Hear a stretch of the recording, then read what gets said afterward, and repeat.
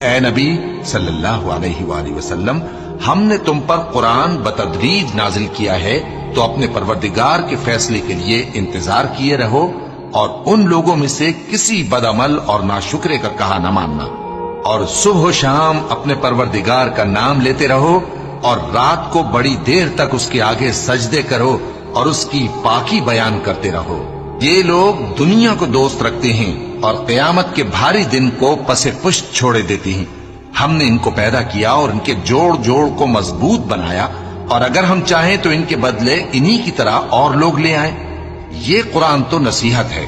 جو چاہے اپنے پروردگار کی طرف پہنچنے کا راستہ اختیار کر لے، اور تم کچھ بھی نہیں چاہ سکتے مگر جو اللہ کو منظور ہو۔